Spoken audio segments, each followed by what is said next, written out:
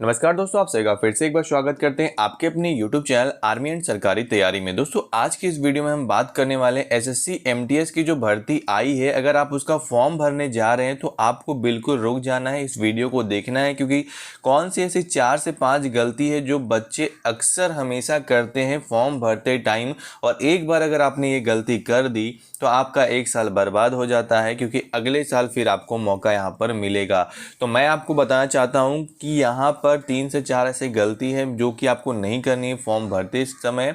तो वो सारे कुछ हम इस वीडियो में कवर करें उससे पहले चैनल पे अगर आप नए हैं चैनल को फटाफट से सब्सक्राइब कर लीजिए, बगल में एक छोटी घंटी है, इन दोनों को आज ही दबा लीजिए ताकि आने वाले समय में आपको गवर्नमेंट जॉब, डिफेंस जॉब की पूरी इन्फॉर्मेशन मिलते रहे। तो आपको जैसा कि पता है कि एसएससी एमटीएस की एक वैकेंसी जो है निकल के आई है, इसी के अंदर हवलदार की भर्ती भी जो है देखने को मिलेगी।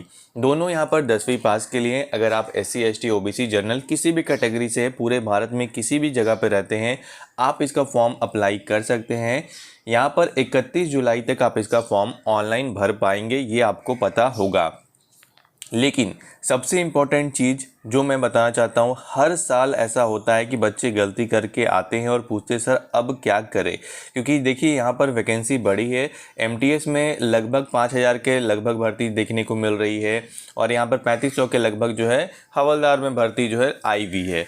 तो यहाँ पर जो है अगर आप फॉर्म भरने जाने वाले हैं तो सबसे फर्स्ट यहाँ पर मूल मंत्र होता है कि जब भी फॉर्म निकल करके आती है तो आपको तुरंत फिल नहीं करना है, आपको कम से कम 5 दिन 6 दिन रुक जाना है और आपको सब कुछ समझ लेना है कि कैसे फॉर्म को भरना है। बहुत सारी वीडियोस आपको सोशल मीडिया पे मिलती है, यूट्यूब पे मिलती है कि कैसे फॉर्म को भरना है, कहीं पे डाउट आ रहा है तो उसको कैसे क्लियर करना है, वो सब कुछ बताया जाता है। तो आपको सबसे पहले 5-6 दिन जो है रुक जाना है, क्योंकि 1 महीने का पीरियड होता है। तो ऐसा भी नहीं है कि एकदम शुरू में भरना है और ऐसा भी नहीं कि एकदम लास्ट में भरना है, क्योंकि लास्ट में जो एसएससी की साइट होती है वो अक्सर डाउन हो जाती है, जिसके कारण आप फॉर्म फिल नहीं कर पाते। तो एक सबसे पहली गलती कि सबसे पहले नहीं भरना है, सबसे लास्ट में भी नहीं भरना है, बीच में भरना है। 10 दिन रुक जाइए, 5 दिन रुक जाइए, उसके बाद भरिए। दूसरी सबसे बड़ी चीज़ जो यहाँ पर गलती होती है वो होती है आपकी डेट ऑफ बर्थ। जी हाँ, डेट ऑफ बर्थ में जो है अक्सर बच्चे जो है आधार कार्ड पे जो लिखा हुआ होता है डेट ऑफ बर्थ उसको यहाँ पर फिल कर देते हैं और इसके बाद उनका फॉर्म रिजेक्ट हो जाता है। फॉर्म में जब भी आप भरें तो आप जो है 10 का मार्कशीट उठा ले और उस मार्कशीट में जो भी चीज़ें लिखी हुई है वो एक पत्थर की लकीर होती है और उसी को आपको फिल करना है। वहाँ पे जो डेट ऑफ बर्थ होगा 10th के मार्कशीट पे उसको वहाँ पर डालना होगा, ताकि आपका जो आधार कार्ड है उसको आप करेक्शन करवा सकते हैं, लेकिन जो आपका मैट्रिक है सर्टिफिकेट है वो चेंज नहीं होता।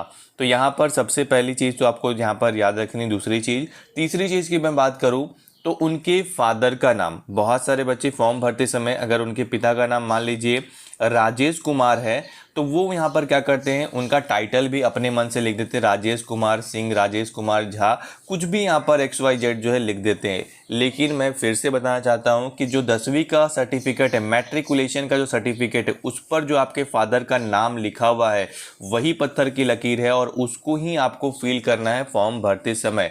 तो ये 3 चीज़ तो आपको समझ में आई, लेकिन चौथी सबसे इम्पॉर्टेंट आखिरी में है।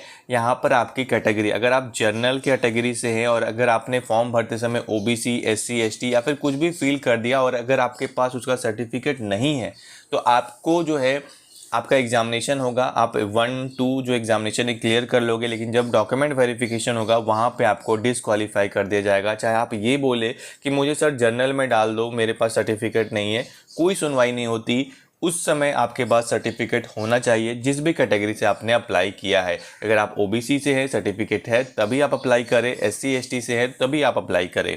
अदरवाइज जनरल है तो जनरल का कोई सर्टिफिकेट नहीं होता, आप डायरेक्टली इसके लिए अप्लाई कर सकते हैं। तो ये 4 गलती मैंने आपको बता दी, कान खोल करके आपको सुन लिया आपने, लेकिन इसे याद भी रखना है फॉर्म भरते समय। जय हिंद, जय भारत।